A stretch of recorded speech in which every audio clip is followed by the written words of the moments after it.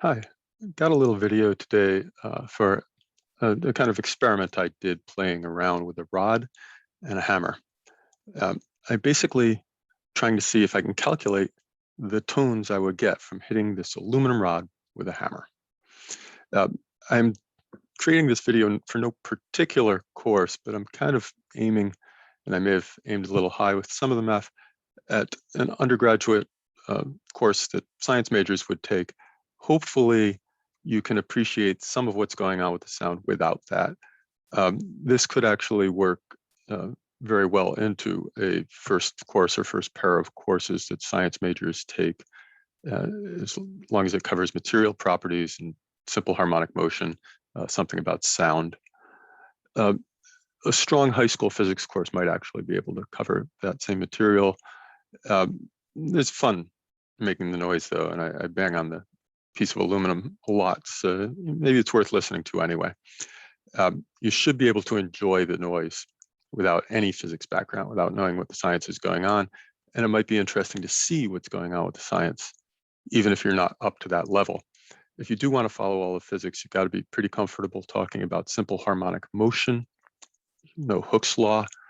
You need to know what Young's modulus is to really understand it, but I'll give a quick statement about that when I run into it. And you should understand something about the calculation of moment of inertia, because I'm going to use a result from that. And it's really a matter of understanding more than doing the calculations yourself. I should admit, I don't really know what this aluminum bar is. Most pieces of aluminum you get are not pure aluminum. I have, for calculations, assumed this is. Usually it's an alloy that's somewhat stiffer and somewhat more dense. I'll mention the effect of that later. The measurement tool I'm going to use when I check this works through the microphone and the sound card of the computer. So there's some rounding error. I expect this might be off by several percent. And in fact, I found it's off by a few percent better than I thought it might be. So let me first cut to a little video of about what I did. So let me get there and go to where I have the video queued up already.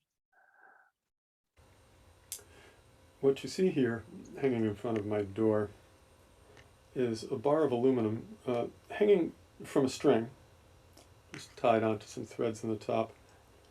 It's almost exactly a meter long, about a centimeter off, and it goes down to there. And I'm going to walk over to it and bang on it.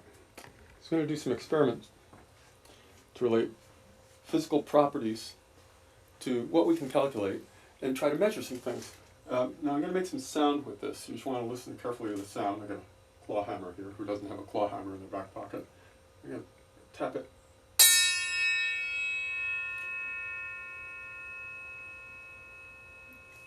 And you can hear one tone that goes on for a long time, a very high tone. You could hear a couple different tones in there probably. I'm going to do that again once, and then I'm going to hit it differently. And we're going to see if we can calculate some stuff and see if something makes sense out of what we calculate, what we'll measure for those tones, and what you hear.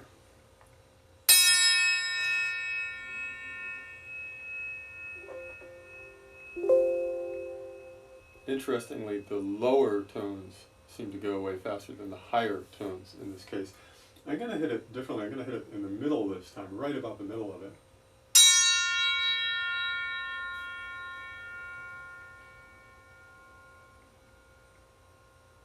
I think you definitely heard more lower tones there. I'm going to hit it sideways again, but this time by the bottom.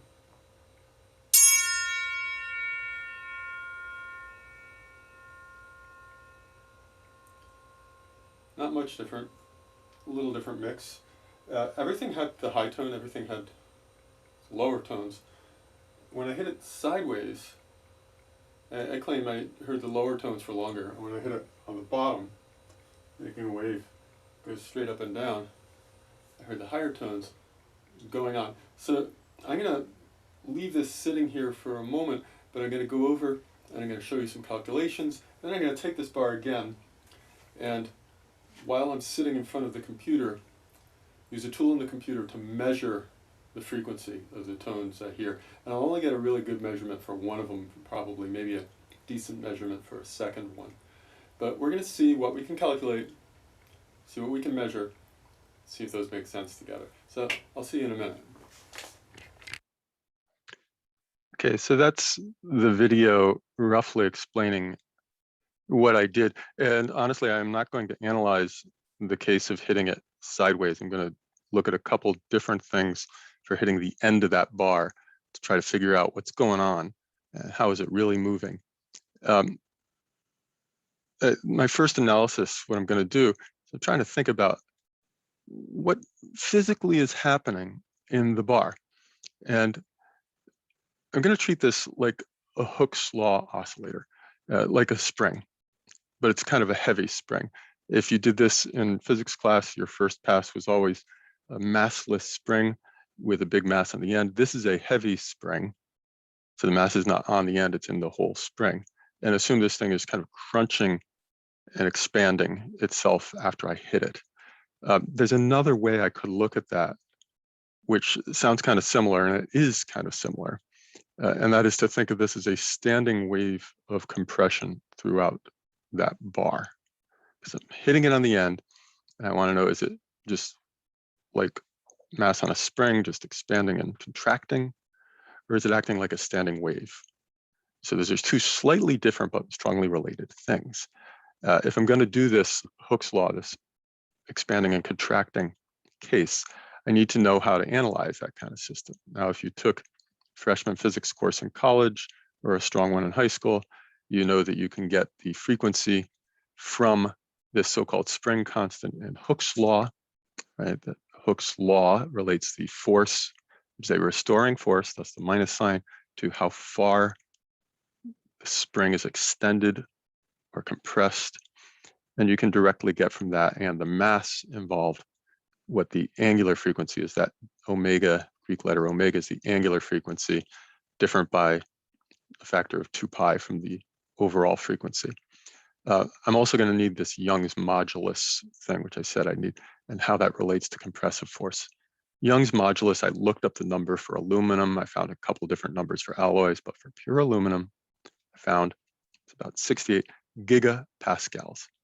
Young's modulus is something that measures how easy or hard it is to stretch or compress a material, and we're talking about a solid here, along one dimension. And we have an essentially one-dimensional object here. It will need to know the density, some size parameters, because we have the mass popping up in that expression for frequency. I looked those up, actually. I knew aluminum. It's 2,700 kilograms per cubic meter. The length of this, I pulled out a ruler. It's 1.01 meters. You might think I'll also need the area. It turns out that drops out, and I'll show you why in a moment. I will need to know, and this is the thing I'll have to talk through later, how to deal with the difference between the so-called heavy spring and a massless spring with a mass m at the end. And I'll throw that in at the end of this. I'm going to do the basic parts first. So I'm going to do that work, right? I keep these formulas up in the corner. And I want to figure out how this Young's modulus thing relates to Hooke's law. I said that Young's modulus measures how hard or easy it is to stretch or compress something along one dimension. And one way to couch that as a formula is it is the pressure times or divided by the fractional change in length of the thing. And that's what gives us this modulus, which ends up being measured then in units of pressure, gigapascals. Well, pressure is force per unit area. So I can write out that pressure and I can solve for the force. I put the minus sign in because I know this is a restoring force. The thing wants to go back to its original shape if I stretch it or if I compress it. I just solve that formula for F and I get this expression. My delta L is how stretched or compressed the rod is. So writing it that way looks just like Hooke's law, where my spring constant is this collection of constants here, the material property of aluminum and these geometric properties of the bar that I have. So that's my spring constant, is that Young's modulus. For some reason, we use E times the cross-sectional area of that rod over its length. Okay. We're going to get that omega out of this. Okay.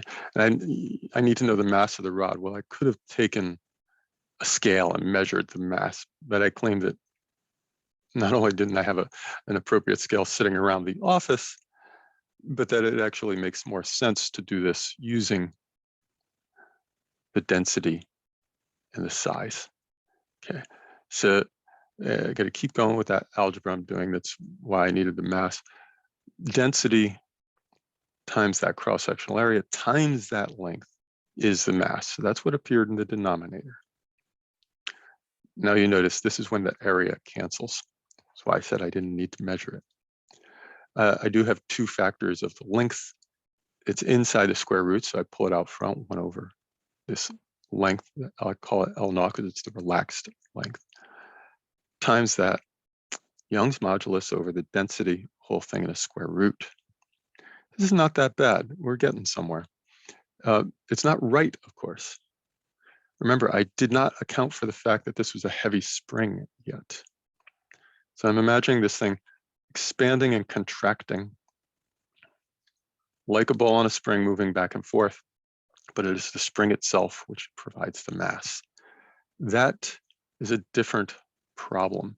It's we would say a linear problem, or a linearized problem. That is, treating it as linear, even if it's not quite. Every point along the length is moving proportionally. So if something's twice as far from the center, it's moving twice as far in delta L. That's the same kind of thing that happened with rotational motion. I have a rigid body rotating. Like if I take this bar and twirl it, every part is moving proportionally to how far it is from the center of rotation. That gives me an idea. The factor I need to correct this formula with should be the same kind of factor that I have to correct whatever's rotating, rotational motion, whatever looks like the mass. And that property was called the moment of inertia. Moment of inertia for a solid body, a rigid body, generally had the mass of it times some length parameter squared times some dimensionless factor. And we knew how to calculate those. That factor belongs wherever we saw the L naught square appear, which was inside the square root. Don't forget also that the formula I have was the angular frequency. I want to know the regular frequency because that's what I hear. That's what I measure with my sound equipment. So I get this factor of 2 pi for converting to the regular frequency. I've got this dimensionless factor that I happen to know for the rod to correct what's in the square root. Okay. So now the rest is just numbers. I know that moment of inertia thing for the long thin rod. It's 1 over the square root of 12 times the length of the rod if I'm spinning it about the center. And I assume all the motion is happening about the center because it's just sitting in free space. I have it inverted here, so I need a factor of square root of 12 inside the square root, remember. And so that's what this thing in big parentheses here is. So I stick all those numbers in. I got that Young's modulus, the density, the length of my rod, the pi, the 2, this factor square root of 12. I get an answer. It's 1470 hertz. I've rounded that off. But again, I expect I might be off by even several percent. I said there was another way to get at this, which was treating it like a compression wave. There was a standing wave on here. Again, it's related, but it's not quite the same thing. This standing wave for compression, I think of as something sinusoidal, not as a linear stretching. But this kind of compression wave, that's what sound is. So basically what I'm claiming here, if I do this analysis, is that I can treat this sound as though it's actually a sound itself moving within that aluminum rod. If you finished a first course or two in university physics or college physics, you may have seen a simple formula for sound speed in a bulk medium. The one that we usually run into first gives something called the bulk modulus over the density, whole thing square root. There are a few different variations depending on how you assume the sound moves through the medium and what kind of medium you're talking about. This bulk modulus is basically how compressible the whole medium is. So if I put a pressure on the whole bulk of material, how it reacts in change in volume. This isn't quite a bulk medium. This is a linear medium. It's something long and thin, almost one-dimensional. I'm treating it not only mathematically, but physically by hitting it on the end. I'm treating it linearly.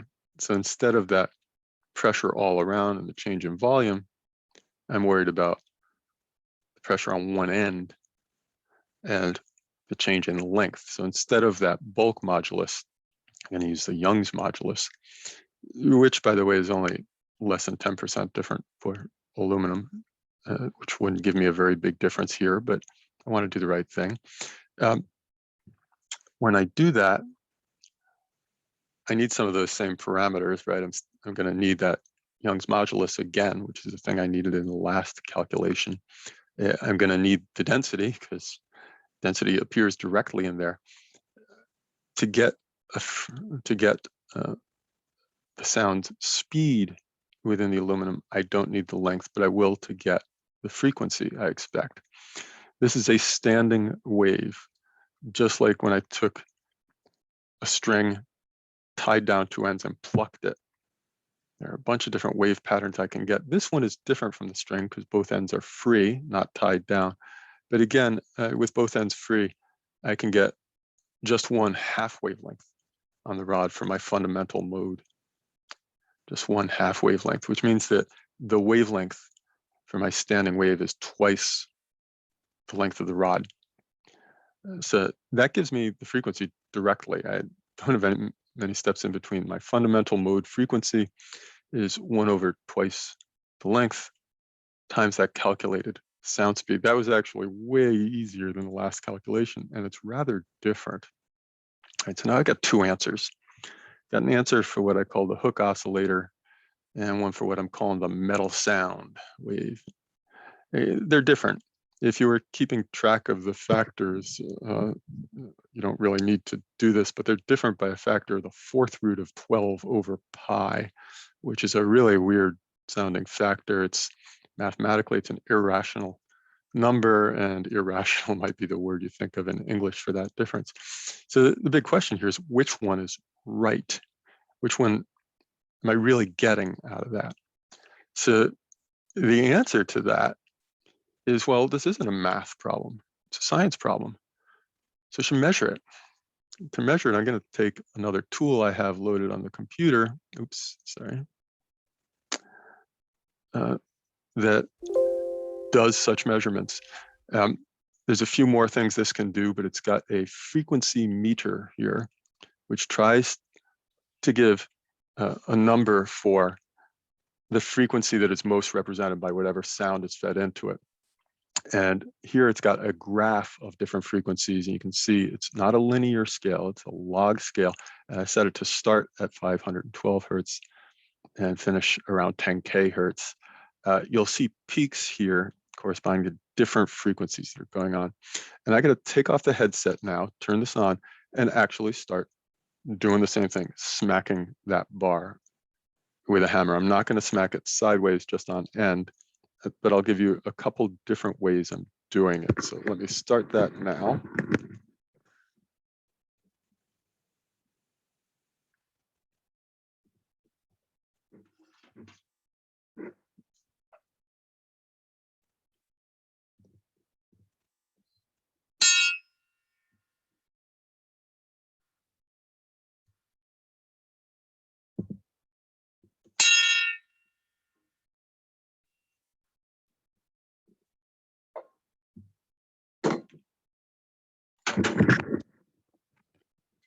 As you noticed, and I knew this was happening, you couldn't really get a good reading there. There was something in this range, and I claimed that when I did this several times carefully, without trying to have the distraction of recording myself, I did find a peak reading of 1415. That's 1,415 hertz there. And there's another way I can do this, actually. Instead of holding the bar by the end, if I hold it right in the middle, if I assume that all the action is around the middle, right, and the middle shouldn't be doing anything anyway, if I can hold it in the middle, it'll isolate the sounds that are made that way. So let me try it that way. And you'll see I get something much more clear. And look at the graph and a number that appears. The number jumps in and out.